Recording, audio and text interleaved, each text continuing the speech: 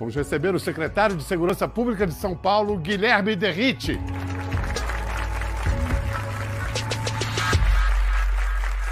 À vontade, secretário. Muito obrigado. Prazer estar aqui, obrigado. Você já fez 40 anos? Fiz em outubro do ano passado. Caramba, é muito jovem. Eu não me acostumo com essas autoridades jovens. Mas já tem cabelo branco. Tenho, né? Graças à secretaria. Graças à secretaria, não foi a rua e o enfrentamento do crime, não? Um pouco de cada. Posso imaginar. Mas vem cá, eu soube que você não tinha, em princípio, a vocação para a polícia, que você descobriu isso um pouco mais tarde. Pois é, quando eu estudei em escola pública até a 8ª série, em Sorocaba, né? E aí a minha intenção era prestar engenharia. E para desespero da minha mãe, ao invés de eu seguir a carreira de engenheiro, eu fui para a carreira policial, na Academia Militar do Barro Branco. Mãe de policial, sofre. Mãe, mulher de policial. Claro. Você lembra de sua primeira troca de tiros? Lembro. Marcante? É impactante, porque eu costumo falar, Biel, que é a única profissão no mundo que se faz um juramento que jura defender uma pessoa que sequer a gente conhece, mas arriscando sua própria vida. E não é uma situação confortável para nenhum policial. Até por isso, aqui em São Paulo, já há muitos anos, todos os policiais que se envolvem em ocorrências de gravidade, tendo resultado o confronto, a morte da pessoa ou não, o policial ele é afastado, passa por um período de retomada, que é uma resiliência para ver se está psicologicamente preparado. Na sua época na rota não tinha isso? Tinha. Tinha isso? Tinha. Eu falo para todo mundo, policial nenhum sai de casa querendo trocar tiros, querendo tirar a vida de uma pessoa, mas infelizmente é o mundo que a gente vive. E aí você entra numa outra troca de tiros, que é a política, né? Política. Caramba. E um político desonesto, um político corrupto, pode matar mais que bandido, né? Muito mais. Sem dúvida alguma. Perigosíssimo o poder, né? Mas sabe que a minha entrada na polícia e na política, ela tem exatamente o mesmo pressuposto, o mesmo princípio, é o ideal de mudança. Eu fui eleito em 2018, a primeira vez, eu nem imaginava ser político. Primeiro, o Bolsonaro pessoalmente convenceu você essa história é curiosa. Enfrentar a carreira política. Como foi isso? Estava eu no quartel do Corpo de Bombeiros aqui em São Paulo, no posto de bombeiros da Casa Verde, fica ali na Ponte do Limão, e aí um dia, alguns políticos que eram policiais me procuraram, como o Coronel Telhada, como o finado Major Olímpio me fez convite, mas eu sempre declinando, não, eu quero continuar na polícia, quero chegar até coronel, enfim. Mas aí a própria população, seguidores de redes sociais falavam, não, tem que entrar, a gente precisa, naquele processo, naquele anseio de renovação política. A gente vem acompanhando naturalmente a sua trajetória de ascensão. E eu percebo hoje, te conhecendo assim pessoalmente, que você está mais maduro, mais contido, eu diria, porque você já deu declarações muito fortes, matei mesmo, tem que matar, e agora você está com um outro discurso. A política está te domando? Eu acho que eu entendo perfeitamente e faz todo sentido. Eu cometi erros no passado.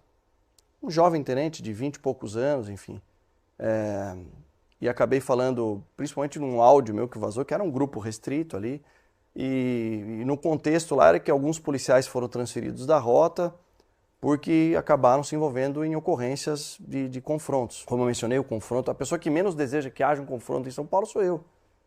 Porque eu vou ter um policial meu com risco iminente de morte ali. Então, mas naquela época eu assumi que estava errado, que havia falado uma besteira. Fui punido disciplinarmente na polícia por isso, enfim. E claro, logicamente, 10 anos para cá ou até mais, a gente evolui, sem dúvida alguma.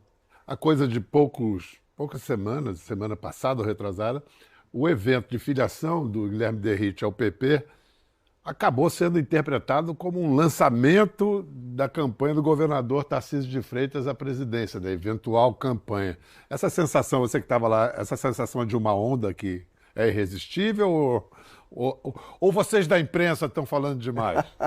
Eu vejo que o governador Tarcísio de Freitas tem uma postura muito técnica, é uma pessoa muito preparada, é um orgulho trabalhar com o governador Tarcísio de Freitas. Mas ali, sendo bem sincero, porque eu convivo diariamente com o governador não tem essa pretensão de ele se lançar candidato à presidência. E o ato da filiação lá eu fiquei muito feliz, porque foi muito prestigiado.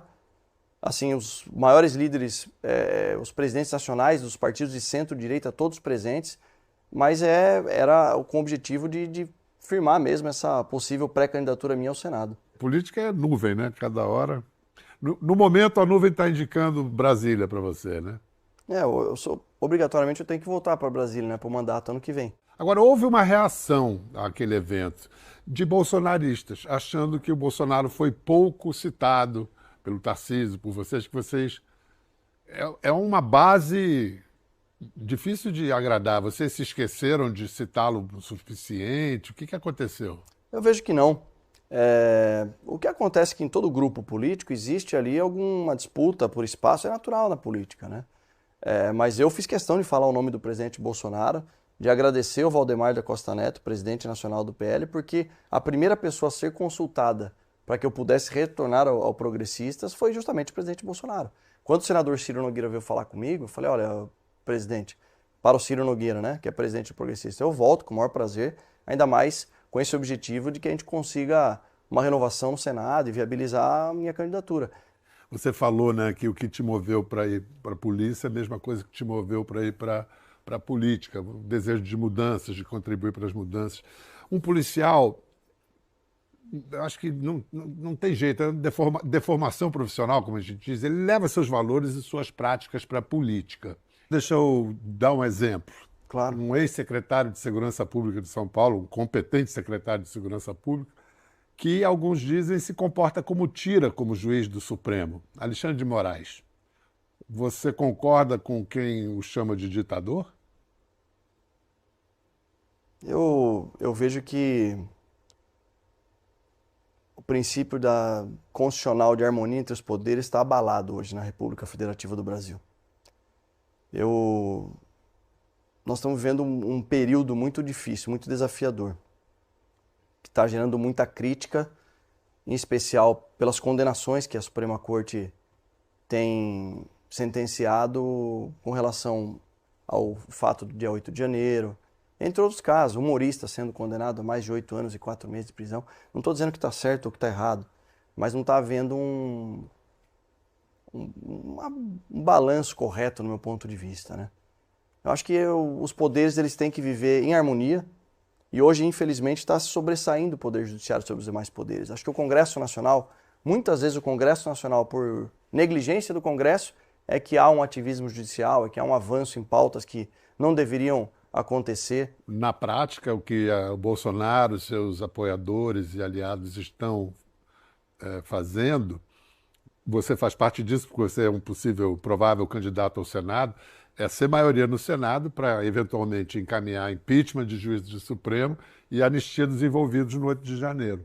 Você partilha dessas ideias, dessas propostas? Eu partilho que tem que existir freios e contrapesos. E compete ao Senado Federal realizar essa missão constitucional que foi prevista lá atrás. A nossa Constituição foi desenhada, escrita, primeiro para ser parlamentarista, aí mudou de última hora para o presidencialismo. Aí hoje a gente vive o presidencialismo de colisão. Mas compete ao Senado realmente realizar esse sistema de freios e contrapesos, que é difícil, porque exclusivamente compete ao Supremo Tribunal Federal processar e julgar os membros do Congresso Nacional, deputados e senadores. E os deputados e senadores realizar freios e contrapesos. Então, agora falando especificamente sobre o caso da anistia, eu creio que o princípio constitucional da individualização da conduta que não está sendo respeitado. Não é razoável a gente imaginar que todos aquelas pessoas que estavam lá nas manifestações no 8 de janeiro realmente praticaram atos para serem condenados a 17 anos de prisão, 14, 15 anos de prisão. Acho que isso gerou uma comoção até daqueles que não concordam eventualmente com o Bolsonaro ou com o bolsonarismo, assim dizendo. Quem entrou, invadiu sede de poder, realizou depredação, dano ao patrimônio, obviamente tem que ser julgado, processado e condenado por isso. Agora as pessoas que estavam lá, tem gente lá que não sabia nem o que estava, nem que haviam destruído o setor então, você tal. não defende uma anistia geral, mas uma individualização. Claro, e não sou nem eu que defendo. Isso é um princípio constitucional, da individualização da conduta. Vou mostrar uma proposta que você fez no seu primeiro mandato como deputado federal, que se tivesse ido em frente teria sido pior para o pessoal do 8 de janeiro. Vamos lembrar. Rodrigo Maia reage. Eu protocolei um projeto de lei hoje, o número 3113, que criminaliza a conduta de quem ultrajar queimar a nossa bandeira nacional, haja vista que a nossa legislação prevê apenas uma contravenção penal para quem comete esse ato delituoso. Então, esse projeto de lei criminaliza de maneira mais rígida, tornando uma pena de reclusão de 2 a 4 anos, deixa de ser contravenção penal e passa a ser crime quem desonrar e ultrajar a nossa bandeira nacional. Muito obrigado, presidente. E as faixas pedindo fechamento do Congresso também terão punição na lei? Lembra dessa ocasião? Lembro e continuo concordando. Acho que o que falta para o Brasil é justamente esse sentimento de respeito ao país, à nação que a gente vive. Você também pediu... E também não concordo com o fechamento de Congresso, óbvio. Ali, o presidente Rodrigo Maia falou aquilo lá e eu concordo com ele. Óbvio que eu não concordo com o fechamento de Congresso. Aí você acaba com qualquer possibilidade de aperfeiçoamento da democracia. Não existe você acaba com a democracia. Claro. Você, como deputado, também pediu modificações na lei de terrorismo, entre aspas, um ou mais indivíduos que pretendendo, calculando ou devendo saber provocar terror social ou generalizado expõe a perigo pessoa, patrimônio e a paz pública. Figurasse essas propostas, a situação dos réus de 8 de janeiro iria se agravar.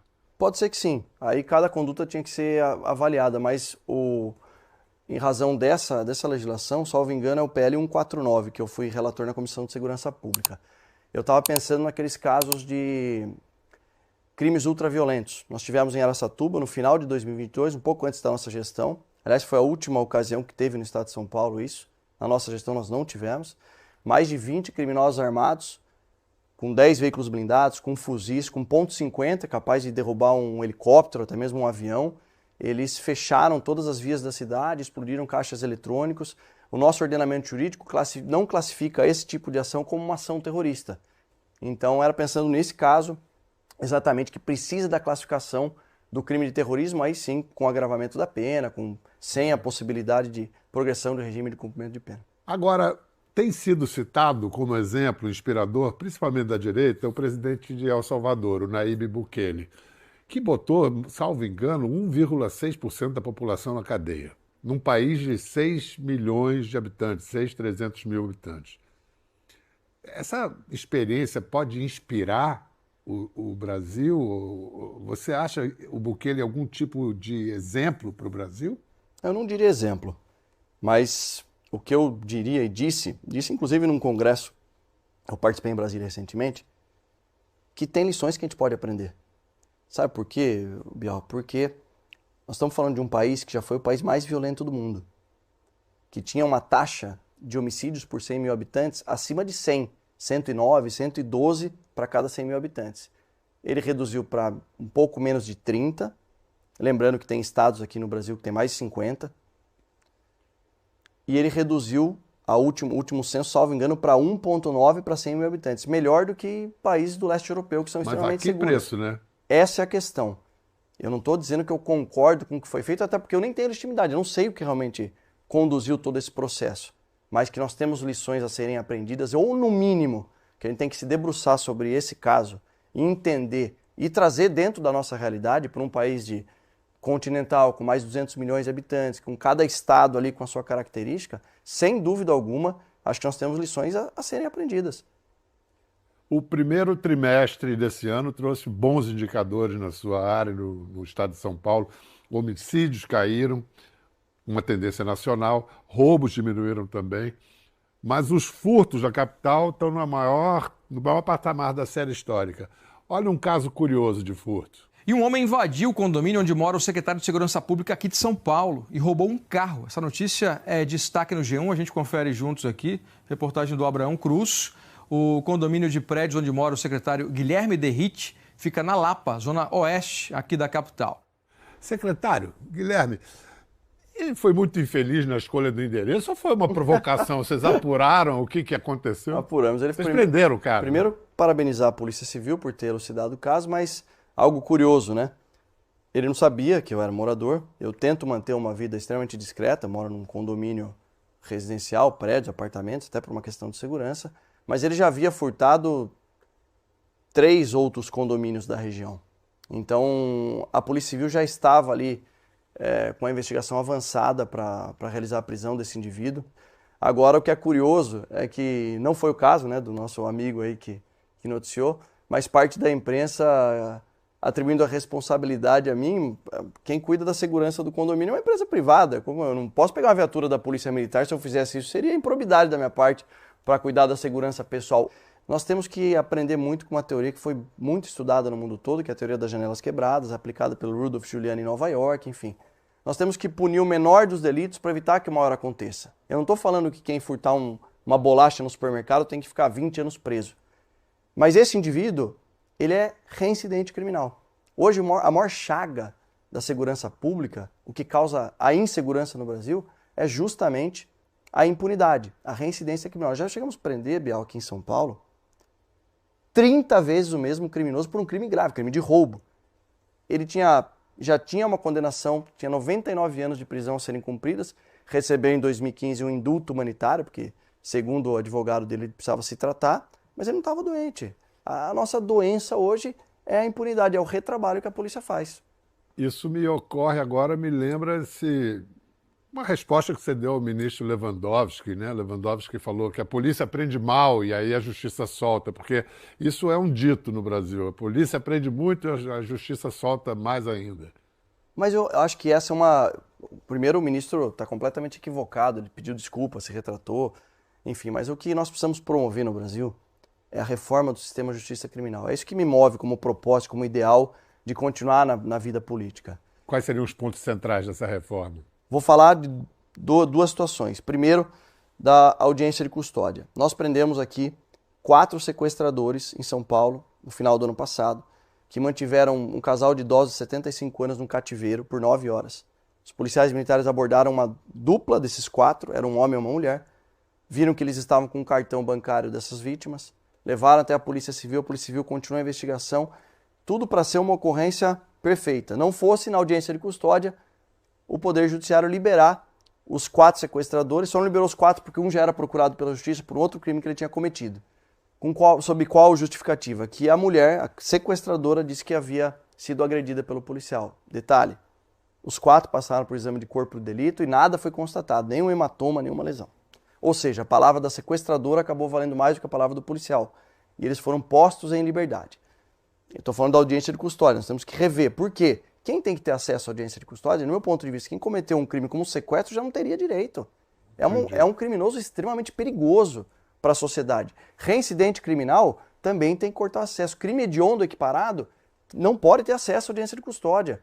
Um outro ponto, progressão do regime de cumprimento de pena. Sem dúvida alguma, a maior parte da população brasileira viu a covardia do assassinato, do latrocínio que aconteceu contra o ciclista Vitor Medrado, aqui no Parque do Povo, em São Paulo. Vamos, um mês depois das investigações, o trabalho brilhante da Polícia Civil de São Paulo, chegou até a mandante do crime, a Suedna, que morava na comunidade de Paraisópolis. Ela era uma verdadeira líder de uma quadrilha, ela fomentava esses assaltos. No ato da prisão dela, 3 armas de fogo ilegais, uma falsa bag de entregador que eles usavam para cometer também os delitos, ou seja, ela estimulava, ela tinha uma rede criminosa que estimulava os criminosos a cometerem esses delitos. Só que ela já foi presa pela polícia 3 vezes. E na última vez que ela foi presa, anterior a essa, ela havia sido presa por porte ilegal de armas, organização criminosa e receptação. Condenada, aí nesse caso, todo o sistema de justiça criminal funcionou. Polícia, Ministério Público ofereceu denúncia, o Judiciário condenou, ela foi condenada a 10 anos e 2 meses de prisão em 2022. Ou seja, até 2032 ela estaria com a sua liberdade cerceada. Não fosse a progressão de regime. 2 anos depois ela estava na rua fomentando uma rede criminosa gigantesca.